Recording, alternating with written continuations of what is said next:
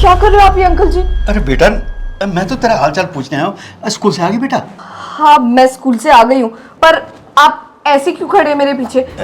बेटा, मैंने एक काम बताया था तुझे, उसके बारे में कुछ सोचा? देखिए अंकल जी, मैं आपके घर में रहने आ रही हूँ सिर्फ और सिर्फ मजबूरी में। ये सब काम करने के लिए मुझे मत बोलो आप। बेटा, कर दो ना काम, क्या बिगड़ जाएगा तुम्हारा? अरे वो अंकित आ गई स्कूल से, वो तुम्हारे भैया आए हैं, जाके मिल लो उनसे। अरे पापा, आप क्या कर रहे हो उसके कमरे में? अरे कुछ नहीं बेटा, मैं तो ये पूछने आया था स्कूल से आ गए, सब ठीक ठाक है? मैं तो और कुछ नहीं बेटा। चलो ठीक है अंकिता, आ जाओ, पुनीत वेट कर रहा है तुम्हारा। तुम्हारे भाई से इतने दिन से मिली भी नहीं हो, आ जाओ। हाँ मैं आती हूँ। अरे भाई के आने की बहुत खुशी हो रही है ना तुझे? हाँ, हो रही है खुशी, क्योंकि आप लोग मुझे यहाँ पे बहुत परेशान करते हो। अरे आप मुझे छेड़ते हो, कभी भी टच कर देते हो मुझे नहीं अच्छा लगता है यहाँ पर। अरे क्या करूं? अरे बेटा, जवान हो ना, मन मचल जाता है, मेरे अपने बस में नहीं है। अरे मैं तो तंग आ गई हूँ आपके घर में रहकर, मेरी मजबूरी है, वरना मैं यहाँ आती भी नहीं। वो तो मजबूरी के कारण भैया ने मुझे यहाँ पर आपके घर में रहने को बोला, वो भी सिर्फ प्रिंस जी के भरोसे पे, वरना मैं यहाँ पर आती भी नहीं। जिस तरह की हरकतें कर रहे हैं ना मेरे साथ, मैं भैया को बता कर रहूंगी, सब बता दूंगी आपके बारे में। क्या बोली तू? भैया को तू सब कुछ बता देगी? हे शहर में आई है, अरे गांव में सड़ी रहते तू, तेरा खर्चा उठा रहा हूं, तेरी स्कूल की फीस भर रहा हूं, और तेरे भाई की इतनी औकात नहीं थी गांव से यहां लेके आ रहा था, पढ़ाता तुझे। मैं हूं ना, सिर्फ मैं हूं जो तुझे अपने घर में रख रहा हूं। तेरा भाई है ना, उसकी इतनी औकात नहीं थी कि हॉस्टल की फीस भर सकता। समझ गई तू? अंकल जी, आप ये कैसे भूल सकते हैं? मैं आपकी बच्ची जैसी हूँ, कम से कम उम्र का तो लिहाज करिए। उम्र का लिहाज कर रहा हूं, इसलिए जबरदस्ती नहीं की।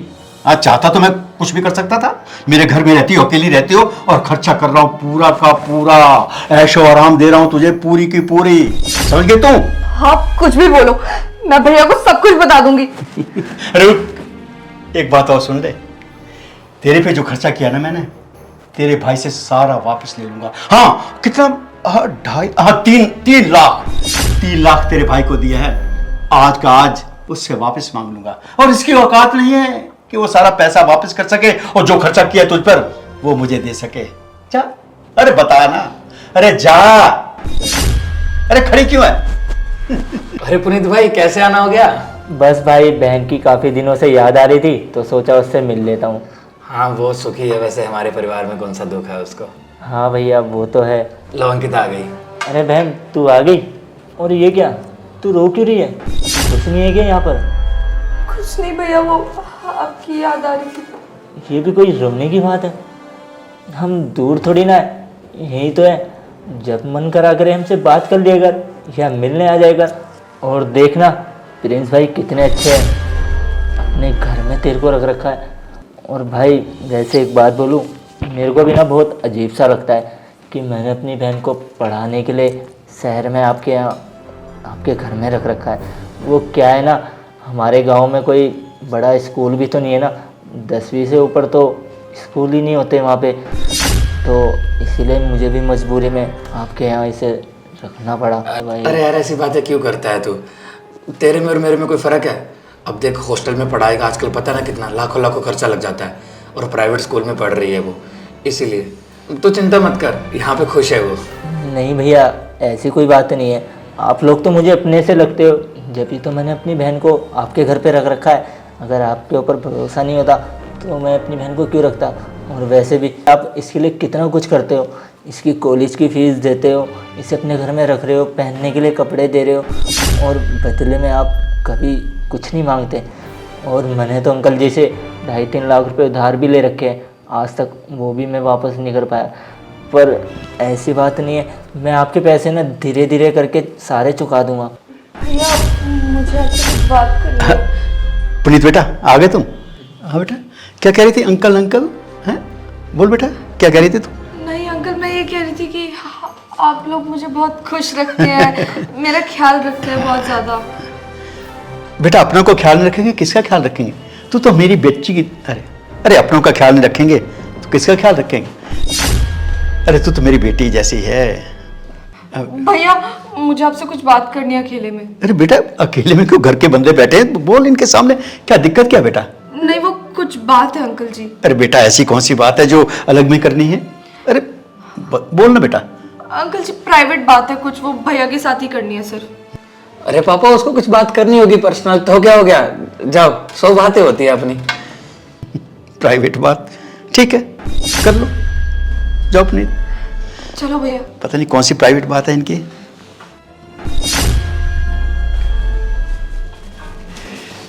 इनकी प्राइवेट बात पता नहीं कौन सी हो गई आजकल। बेटा, मैंने तुझसे एक बात करनी है। क्या जरूरी बात करनी है पापा? ये जो लड़की आई है ना हमारे घर में, तुम्हारे दोस्त की बहन है जो, इसके लक्षण कुछ ठीक नहीं लग रहे। अरे मैंने कई बार सुना है रात को सारी रात फोन पे लग रहती है, ना जाने किससे बात करती है। अरे नहीं पापा, आप ज्यादा ही सोचते हो, ऐसा कुछ नहीं है। वो बेचारी बच्ची है, अभी स्कूल में पढ़ रही है, आप भी ना। अरे कल को कोई ऐसी बात होगी तो बदनामी तो हमारी है ना। अरे क्या कहेंगे, क्या जवाब देंगे उसके भाई को और समाज वालों को? अरे पापा, आप ना बहुत ज्यादा सोचते हो, मुझे तो नहीं लगता, वो भली सी है बेचारी। अरे अच्छा, मेरी सोच खराब है। अरे उसकी सोच खराब नहीं, जो रात को फोन पे पता नहीं किस किस से बातें करती है। अरे नहीं, मेरा मतलब वो नहीं है, आप गलत समझ रहे हो पापा। अरे जब मेरा अपना बेटा ही नहीं मान रहा मेरी बात को, तो मैं किसको सुनाऊं? चलो। हाँ बहन बोल, क्या बात करनी है? भैया मुझे आ नहीं रहना प्लीज, मुझे घर की बहुत याद आ रही है, मुझे घर ले चलो। बहन ये तू कैसी पागलों वाली बात कर रही है? जब पापा थे तो पापा ने भी इनसे कर्जा लिया था, और उनके गुजरने के बाद इनका कर्जा भी हम दे नहीं पाए। और यहाँ तक कि जब मैंने अपना खुद का बिजनेस स्टार्ट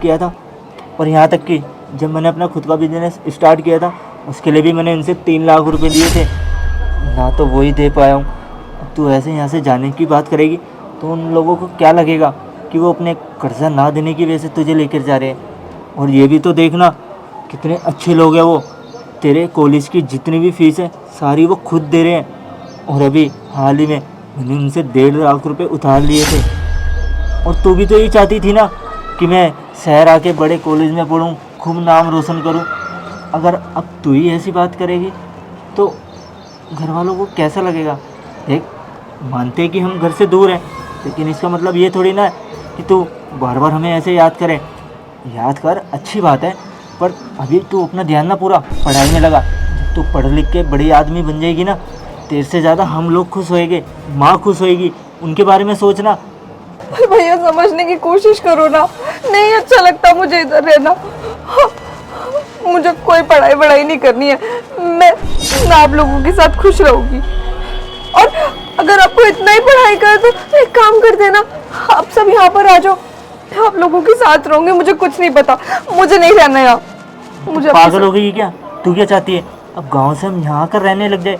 वो अकेले ही तेरे को इतना पढ़ा लिखा रहे हैं ना, वही उनकी अच्छी बात है। मैं ये सब नहीं करूँगा। और अभी तो मेरी नौकरी वगैरह भी नहीं है, मैं यहाँ आकर अपना खर्चा कैसे उठाऊँगा? माँ को कैसे पालूँगा? नहीं, हम गांव में ठीक है, गांव में हम खेती बाड़ी करके अपना छोटा मोटा गुजारा तो कर लेते हैं ना। ऐसी बात दोबारा मत बोलियो, बस तो अपना पढ़ाई पे ध्यान दे। भैया आप समझने की कोशिश क्यों नहीं कर रहे?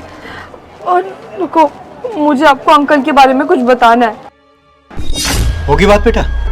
अरे कुछ नहीं अंकल जी, वो क्या है ना, इसे घर की याद आ रही थी, इसलिए बेचारी परेशान हो रही थी। ठीक है, कर लो बात।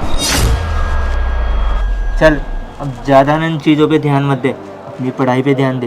पापा ये अभी तक आया नहीं आया, कोई बात नहीं। अरे चुगली कर रही होगी। अरे पापा, वो ना बेचारी ऐसे परेशान सी लग रही थी मुझे, ऐसी बात मत बोलो। बेचारी दुखी होगी, इतने दिन से अपने परिवार से नहीं मिली और यहाँ पे रहती है। मानता हूँ हम लोग उसका ख्याल रखते हैं, लेकिन यार घर वालों की याद तो आती है ना। बेटा देखो, तू मान ना मान, अरे कल को कोई ये लड़की हमारे ऊपर इल्ज़ाम लगा दे, तुम क्या करेंगे? अरे नहीं पापा, आप ना पता नहीं क्या क्या सोच रहे हो, क्या हो गया आपकी सोच को, समझ में नहीं आ रहा मुझे। अरे प्रीत बेटा आ गए, हो गई बात बेटा? हाँ जी अंकल जी, हो गई बात। हाँ मैं क्या कह रहा था कि मैं निकलता हूँ, क्योंकि मेरी बस का टाइम हो रहा है, मेरे को गाँव जाना पड़ेगा। गाँव? अच्छा ठीक है बेटा, रुक जाओ, खाना खा के जाते बेटा। अरे नहीं अंकल जी, खाने वाने की कोई बात नहीं है, खाना मैं फिर कभी खा लूँगा, अभी मेरे को निकलना पड़ेगा। वो बस वरना निकल जाएगी ना, आपको तो पता ही है। अरे बेटा, बस का किराया है या मैं दूँ? नहीं अंकल जी, पैसे हैं मेरे पास। अच्छा तो मैं चलता हूँ। नमस्ते अंकल जी। अंकिता एक सेकंड बैठो, आपसे कुछ बात करनी है, आइए बैठिए ना।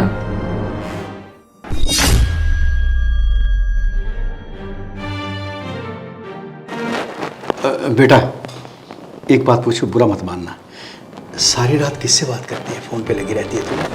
हाँ अंकिता, देखो पापा का कहना ऐसा है कि रात भर जाग के तुम फोन पे बात करती हो, किसी लड़के से बात तो नहीं करती ना? आप लोग कैसी बातें कर रहे हैं? मेरे फोन में तो सिम ही नहीं है, मैं उसमें क्या ही करूंगी? मैं तो बस कैलकुलेटर चला रही थी, पढ़ाई कर रही थी उस टाइम। देखिए पापा, हो गया शक दूर आपका? जाओ अंकिता, आप चेंज कर लो, ठीक है? पापा आप भी ना फालतू में शक करते रहते हो, वो बेचारी बच्ची है अभी। अरे इस लड़की को कैसे फंसाऊं? इसकी जुबान कुछ ज्यादा चलने लग गई है। क्या हुआ पापा, कुछ बोल रहे हो क्या?